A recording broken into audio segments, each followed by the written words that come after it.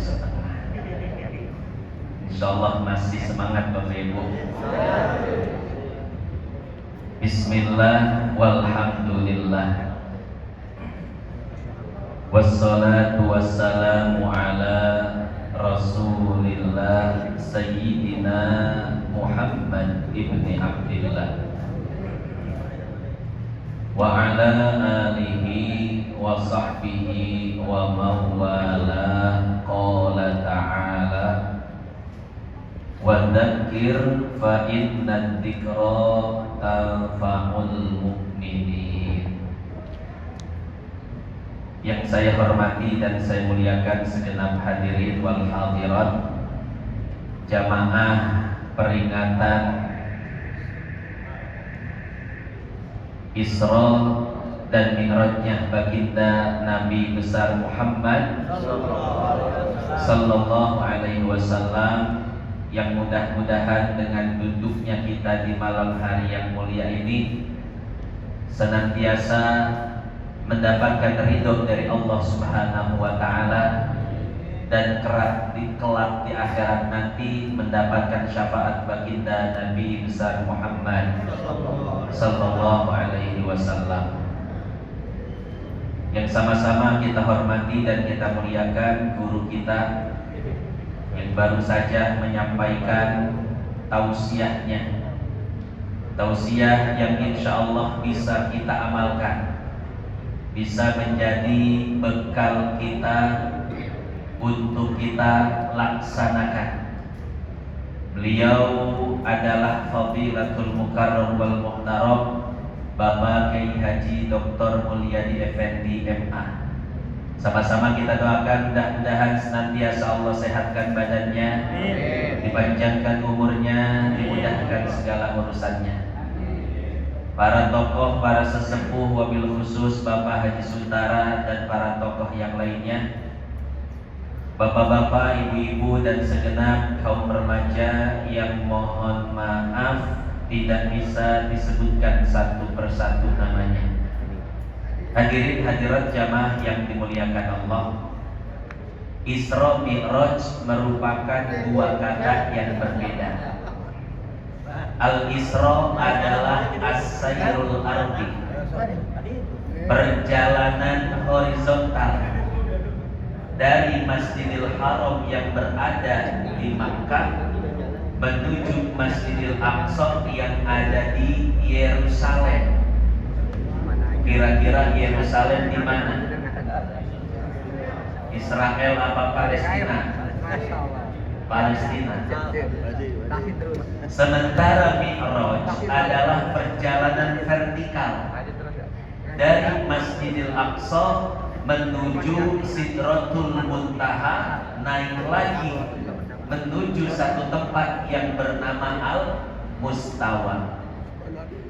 As-Sayyid Muhammad bin Alwi bin Abbas Al-Maliki di dalam kitabnya Al-Anwar Al-Bahiyah min Isra wa Mi'raj Khairil Bariyah, beliau mengatakan bahwa ketika Rasul melakukan perjalanan Isra, Rasul singgah di 4 tempat dan menyaksikan 14 peristiwa yang sangat luar biasa.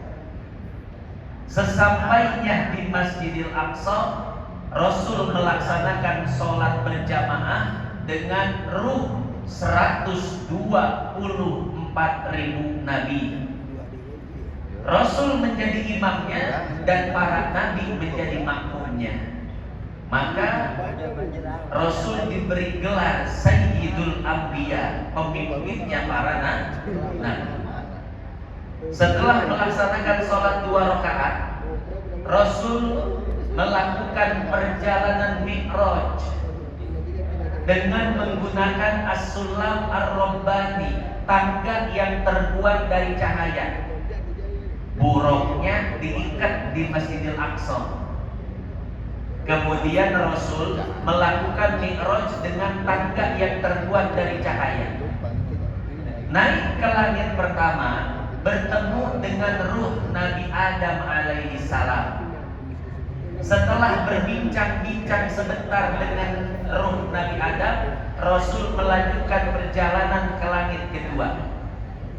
Di langit kedua, Rasul bertemu dengan ruh Nabi Isa dan ruh Nabi Yahya alaihi wassalam. Setelah sedikit berbincang, Rasul melanjutkan perjalanan ke langit ketiga. Di langit ketiga, Rasul bertemu dengan ruh Nabi Yusuf alaihi salam. Setelah sebentar berbincang, maka Rasul melanjutkan perjalanannya ke langit keempat. Di langit keempat, Rasul bertemu dengan ruh Nabi Idris alaihi salam. Wa rafa'nahu makanan aliyya. Setelah sedikit berbincang, Rasul melanjutkan perjalanannya ke langit keenam, langit kelima. Di langit kelima, Rasul bertemu dengan ruh Nabi Harun alaihi salam. Setelah sedikit berbincang, Rasul melanjutkan perjalanannya ke langit keenam. Di langit keenam, Rasul bertemu dengan ruh Nabi Musa alaihi salam. Setelah sedikit berbincang, Rasul melanjutkan perjalanan ke langit ketujuh. Di langit ketujuh, Rasul bertemu dengan ruh Nabi Ibrahim alaihi salam. Dari langit ketujuh, Rasul melanjutkan perjalanan menuju Sidratul Muntaha. Apa itu Sidratul Muntaha? Sayyid Muhammad mengatakan bahwa Sidratul Muntaha adalah pohon yang sangat besar. Akarnya ada di langit keenam, batangnya ada di langit ketujuh, sementara pucuknya ada di langit ke-8. Setelah diajak oleh Jibril melihat Sidratul Muntaha, maka Rasul pun menuju satu tempat yang bernama Al-Mustawa. Di sanalah Rasul bertemu dengan Allah min ghairi kaifin wa misarin waftarad alaihi khamsan ba'da khamsina farad. Rasul mendapatkan perintah 50 waktu sholat dalam sehari semalam. Kemudian Rasul pun turun dengan membawa 50 waktu sholat. Turun ke Sidratul Muntaha, turun ke langit ketujuh, bertemu dengan Nabi Ibrahim, tapi Nabi Ibrahim tidak bertanya apapun. Turun ke langit keenam, bertemu dengan Nabi Musa. Nabi Musa bertanya, wahai Rasul, apa yang kau dapatkan? Kata Rasul, 50 waktu sholat sehari semalam. Kata Nabi Musa, wahai Rasul, kembalilah engkau ke Allah, minta keringanan karena umatmu tidak akan mampu melaksanakan sholat 50 kali satu hari satu malam. Maka Rasul pun kembali kepada Allah sebanyak 9 kali. Sholat yang tadinya 50 menjadi 5 waktu sholat. Akhirnya Rasul pun turun ke langit kelima, 4, 3, 2, 1 sampai ke Masjidil Aqsa, mengambil buraq dan kembali pulang ke Mekah, dan akhirnya mewajibkan umatnya untuk melaksanakan sholat 5 waktu. Alhamdulillah. Untungnya Rasul peduli sama kita, Pak. Kalau nggak peduli sama kita, Rasul nggak bakal bolak-balik minta keringanan. Ya. Kalau Rasul nggak peduli sama kita, sholat sehari semalam 50 waktu. Pertanyaannya, kalau sholat sehari semalam 50 waktu, kapan kita ngopinya? Setiap setengah jam sekali azan, setengah jam sekali qomat, kapan kita mancingnya? Betul. Baru mau nyeruput di azan, baru mau ngelempar qomat. Maka kita bersyukur pada Nabi yang telah peduli kepada kita, meminta keringanan kepada Allah. Sholat yang tadinya 50 menjadi 5 waktu sholat. Alhamdulillah, saya yakin bapak-bapak dari ujung ke ujung semuanya ahli sholat, semuanya ahli ibadah. Maka PR kita cuma satu, Allah ajarkan sholat kepada anak-anak kita. Kalau bapak, saya yakin sholatnya nggak usah ditanya, ya. Habis sholat subuh aja sholat lagi, Pak. Sholat nama dan ya, maka yang jadi PR kita adalah mengajarkan sholat kepada anak kita. Bagaimana cara mengajarkan sholat kepada anak kita? Lihat hadis riwayat Imam Abu Dawud. Kata Nabi, muru auladakum bisolah wahum abna'u sab'in. Perintahkanlah anak kalian untuk mengerjakan sholat ketika mereka sudah berusia 7 tahun. Artinya apa? Jika belum berusia 7 tahun, maka jangan ada kata perintah dari mulut kita. Jadi anak di bawah 7 tahun jangan diperintah sholat, Pak. Tapi contohkan, ya, mencontohkan tanpa memerintah. Itu tugas orang tua kepada anak yang belum mencapai usia 7 tahun. Jadi begitu bapak sholat, anak suruh lihat, nah lihat bapak sholat. Begitu ibu sholat, woi bu, woi, can selesai, can. Begitu ibu sholat, bilang sama anak, nah lihat bagaimana ibu sholat. Ya. Jangan diperintahkan sholat, tapi anak tuntun agar melihat bagaimana cara kita sholat.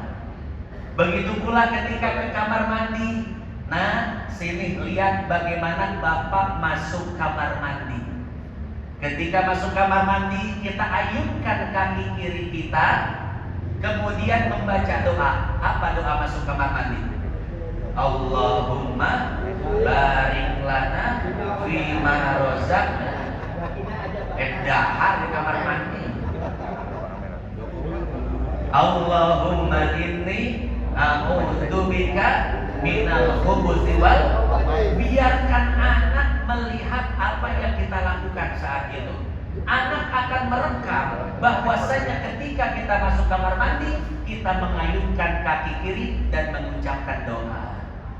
Begitu pula ketika kita keluar kamar mandi, nah lihat bagaimana bapak ibu keluar kamar mandi. Ayunkan kaki kanan terlebih dahulu, kemudian membaca doa. Apa doanya? Alhamdulillahilladzi at'amana wa saqana. Hajin. Bismillah.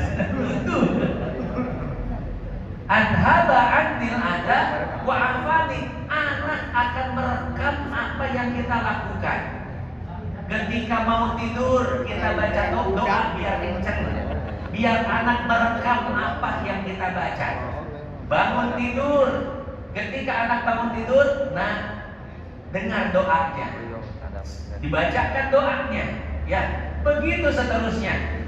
Perlihatkan sholat duha kita depan anak, perlihatkan baca Quran kita depan anak. Biarkan anak dari usia 0 tahun sampai 6 tahun merekam kegiatan dan aktivitas ibadah kita. Kalau itu yang kita lakukan, maka ketika anak usia 7 tahun, muru auladakum bisolah, perintahkan anak kalian untuk sholat, maka mereka akan dengan mudah untuk melaksanakannya. Kenapa? Biasanya ruku sudah terbayang, sujud sudah tahu, bacaannya sudah direkam, maka mudah bagi anak untuk melaksanakan sholat. Kata Nabi, ketika anak usia 7 tahun, 8 tahun, 9 tahun tidak mau melaksanakan sholat, maka gertak mereka, ancam mereka dengan ancaman yang memuat motivasi, bukan ancaman yang menakutkan. Nah, kalau kamu enggak sholat, nanti bapak enggak kasih uang jajan. Nah, kalau kamu enggak sholat, nanti enggak ibu kasih HP. Boleh enggak kasih anak HP? Boleh, yang penting dikontrol oleh kedua orang tuanya. Betul. Jadi ancam anak dengan ancaman yang memotivasi, bukan ancaman yang menakutkan. Kemudian kata Nabi, wadribuhum wahum abna'u ashrin. Ketika anak sudah berusia 10 tahun dan dia tidak mau melaksanakan sholat, maka pukullah mereka dengan pukulan yang mendidih. Al-Imam Al-Bulkini sebagaimana yang dinukil oleh Syekh Zainuddin dalam Fathul Mu'in, beliau mengatakan, pukullah anak kalian dengan dorbatat takdim, pukulan yang mendidik, bukan pukulan yang menyakitkan. Ini kira-kira pukulan yang gak sakit di daerah mana, Pak? Pantat. Ya, pukul di pantatnya, di pahanya. Jadi pukulan itu hanya sekedar untuk menakut-nakuti, bukan untuk melukai. Kalau kita mendidik anak sesuai dengan arahan baginda Nabi besar Muhammad, ahlan wa sahlan wa marhaban.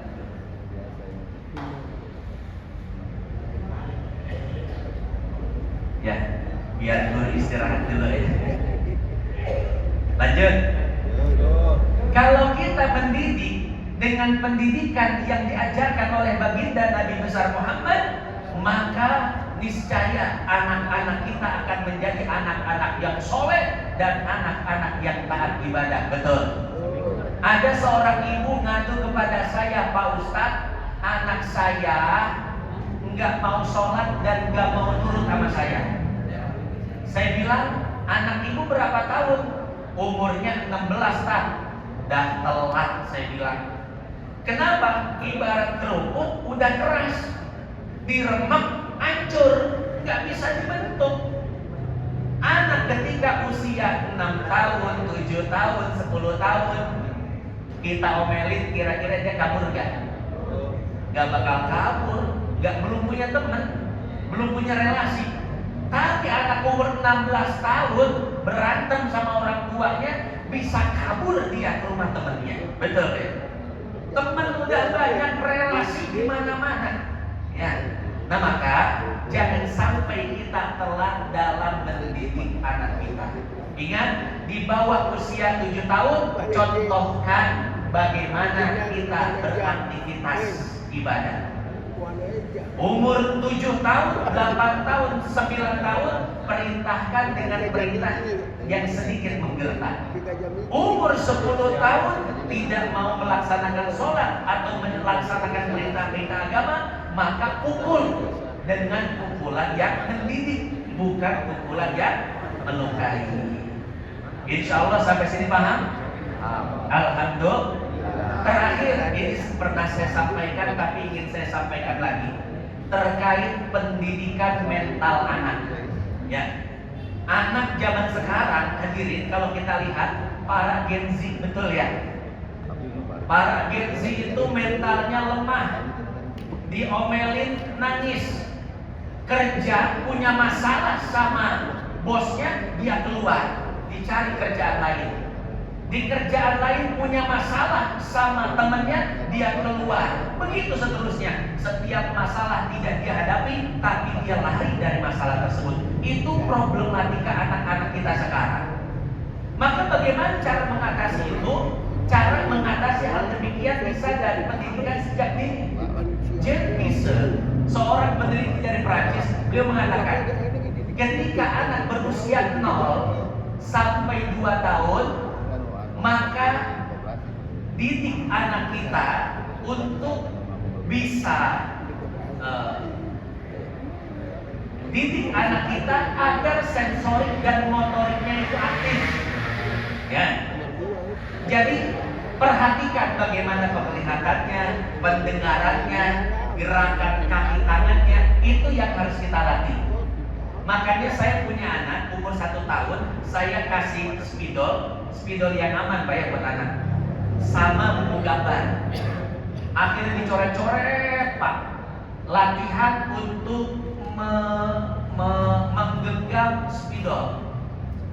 Dan ketika umur 1,5 tahun dia bisa jalan, coretannya pindah, bukan di buku gambar, di tembok rumah sekeliling coret, hadiah semua. Biarkan Pak, jangan dilarang, karena tembok bisa dicat ulang. Sementara perkembangan anak kita, itulah waktunya.